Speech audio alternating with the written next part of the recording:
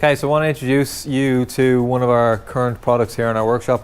This is a Honda Civic Type R FN2 that we're building for a customer, and I'll give you a look inside. So as you can see, it's completely stripped out. We've removed the dashboard, all the wiring, the carpets. We've also removed all of this sound deadening, special machine for doing that. It's about 10 hours work through the whole car. As you can see, the floor was pretty much covered in the stuff. And the roll cage in this car, this is a high spec custom cage, but it is T45 material. So it's extremely lightweight and strong. Most normal cages are done with CDS, which is cold drawn steel. This is T45, which is a carbon magnesium steel. So the tensile strength is about 2/3 stronger than CDS, and the yield strength, which is the strength that it deforms during an impact, and that's nearly double the strength of CDS. So big advantage in this material. And because of the weight saving, it means that custom cage can add a lot of tubes into the cage without increasing the overall weight. So the weight of this cage is 48 kilos. It's around about 20% lighter with this material as if it was done with CDS.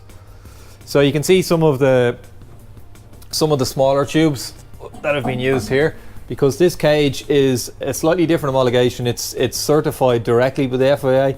It's an FIA cert, so custom cage would have approved this cage for this specific shell, this cage designed for this shell. So it's different to an Appendix J FIA, which meets certain criteria. This is specifically made. So you can see custom cage, like for the main hoop, they have used 45mm tubing as opposed to a 50, and on these lower bars they can use a much smaller diameter tube and also a thinner wall.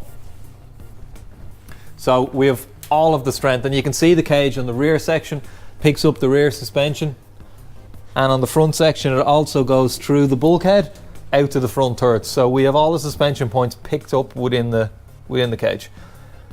And moving on to the seat, one of the difficulties in this build was the shape of the floor, because the fuel tank is actually underneath this, an unusual place for a fuel tank to be. So we had to drop the fuel tank down, obviously, for the welding, and the floor is on quite different levels. So this lower level here compared to the top level. So we've had to weld platforms in. We always, with the seat, we want to keep it as low as possible, the mounting points. Two reasons: one, to keep the center of gravity low, and also secondly, to aid if we have a very tall driver in the vehicle. We want to be able to get the seat right down as low as we can. And I'll give you a look at the seat here. It's a Sparco circuit seat we're going to use, and we've used these we've multi-adjustable rails. So these are a 3-piece alloy rail, and we've loads of adjustability in height and loads in terms of the it's just mocked up at 1 bolt, but obviously 2 bolts here, and we can move it forward and back, loads of adjustability. So this car is going off to the paint shop today. When it comes back, we'll do another video and we'll give you a couple of updates along the build.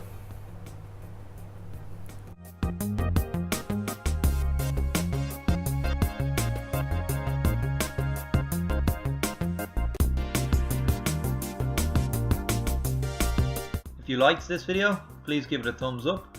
Don't forget to subscribe to our YouTube channel for more videos, and connect with us on Facebook, Twitter and Instagram.